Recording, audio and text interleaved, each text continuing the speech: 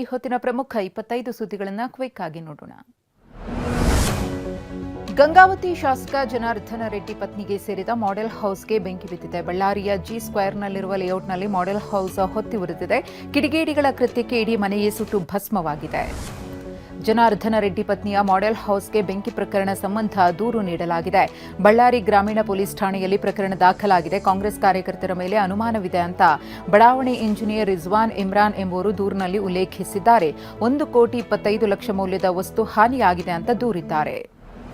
ಜನಾರ್ದನ ರೆಡ್ಡಿ ಪತ್ನಿಗೆ ಸೇರಿದ ಮಾಡೆಲ್ ಮನೆಗಳಿಗೆ ಬೆಂಕಿ ಪ್ರಕರಣಕ್ಕೆ ತಿರುವು ಸಿಕ್ಕಿದೆ. ಪ್ರಕರಣ ಸಂಬಂಧ ಬಳ್ಳಾರಿಯ ಕೌಲ್ ಬಜಾರ್ ಠಾಣೆ ಪೊಲೀಸರು 8 ಮಂದಿಯನ್ನು ವಶಕ್ಕೆ ಪಡೆದಿದ್ದಾರೆ. 8 ಮಂದಿಯ ಪೈಕಿ 6 ಮಂದಿ ಅಪ್ರಾಪ್ತರಾಗಿದ್ದಾರೆ. ರೀಲ್ಸ್ ಮಾಡಲು ಹೋಗಿ ಬೆಂಕಿ ಹಚ್ಚಿರುವ ಶಂಕೆ ವ್ಯಕ್ತವಾಗಿದೆ. ಬೆಂಗಳೂರಿನಲ್ಲಿ ಯುವತಿಗೆ ಲೈಂಗಿಕ ಕಿರುಕುಳ ನೀಡಿದ್ದ 4 ಬಂಧಿಸಲಾಗಿದೆ. ಮಡಿವಾಳದ ಮಾರುತಿ ನಗರದಲ್ಲಿ ಮಧ್ಯರಾತ್ರಿ ವೇಳೆ ಸ್ನೇಹಿತನ ಜೊತೆ ನಿಂತಿದ್ದ ಯುವತಿಗೆ ಪುಂಡರು ಕಿರುಕುಳ ನೀಡಿದ್ರು. ಅಲ್ಲದೆ ಆಕೆಯ ಸ್ನೇಹಿತನ ಮೇಲೆ ಹಲ್ಲೆ ಮಾಡಿದ್ರು.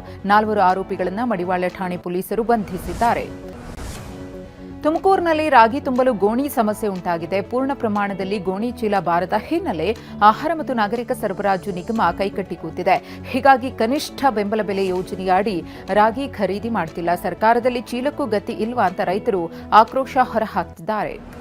ಗದಗ ತಾಲೂಕಿನ ಲಕ್ಕುಂಡಿ ಗ್ರಾಮದಲ್ಲಿ ನಿಧಿ ಪತ್ತೆಯಾದ ಹಿನ್ನೆಲೆಯಲ್ಲಿ 9ನೇ ದಿನದ ಉತ್ಖನನ ಕಾರ್ಯ ನಡೆಯುತ್ತಿದೆ. ಕೋಟೆ ವೀರಭದ್ರೇಶ್ವರ ದೇವಸ್ಥಾನದ ಬಳಿಯ ತೋಟದ ಮನೆ ಗೋಡೆಗಳಲ್ಲೂ ಕೂಡ ಶಿಲೆಗಳು ಪತ್ತೆಯಾಗಿವೆ.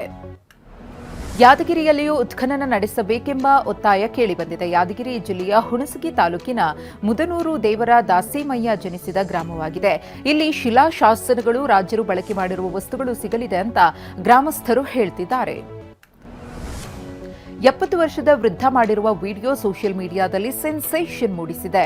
ವ್ಲಾಗ್ ಮಾಡಲು ಬರಲ್ಲ, ಆದರೂ ಪ್ರಯತ್ನಿಸುತ್ತೇನೆ ಅಂತ ಉತ್ತರ ಪ್ರದೇಶದ ವಿನೋದ್ ಕುಮಾರ್ ಶರ್ಮಾ ವಿಡಿಯೋ ಮಾಡಿ ಸೋಷಿಯಲ್ ಮೀಡಿಯಾದಲ್ಲಿ ಪೋಸ್ಟ್ ಮಾಡಿದ್ದಾರೆ. ಬಾಂಗ್ಲಾದೇಶದ ಮಧ್ಯಂತರ ಸರ್ಕಾರ ವಿರುದ್ಧ ಮಾಜಿ ಪ್ರಧಾನಿ ಶೇಖ್ ಹಸೀನಾ ಕಿಡಿಕಾರಿದ್ದಾರೆ.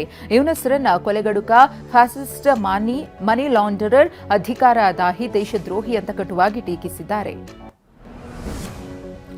ಪಾಕಿಸ್ತಾನದಲ್ಲಿ ಅಪರೂಪದ ಪ್ರೇಮ್ ಕಹಾನಿ ನಡೆದಿದೆ. ಗೇಮಿಂಗ್ ಆಪ್ ಮೂಲಕ ಪಾಕಿಸ್ತಾನ ಹಾಗೂ ಜರ್ಮನಿಯ ವೈದ್ಯ ನಡುವೆ ಪ್ರೇಮಾಂಕುರವಾಗಿದೆ. ಜರ್ಮನಿಯ ವೈದ್ಯೆ ಸಲ್ಮಾ ಪಾಕಿಸ್ತಾನದ ಡಿಫಾರ್ ಗ್ರಾಮದ ಮೊಹಮ್ಮದ್ ಅಕ್ಮಲ್ನನ್ನು ವರಿಸಿದ್ದಾರೆ. ನ್ಯೂಜಿಲೆಂಡ್ ವಿರುದ್ಧ 2ನೇ ಟಿ20 ಪಂದ್ಯದಲ್ಲಿ ಭಾರತ ತಂಡವು ಭರ್ಜರಿ ಗೆಲುವು ದಾಖಲಿಸಿದೆ.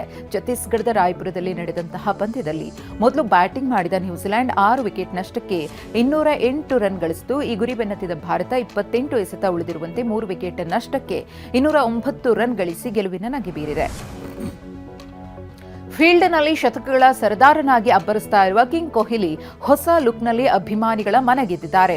ಫಾರ್ಮಲ್ಸ್ನಲ್ಲಿ ಫೋಟೋ ಹಂಚಿಕೊಂಡಿರುವ ಕೊಹ್ಲಿಯನ್ನ ಕಂಡು ಅಭಿಮಾನಿಗಳು ಹ್ಯಾಂಡ್ಸಮ್ ಹಂಕ್ ಅಂತ ಕೊಂಡಾಡಿದ್ದಾರೆ.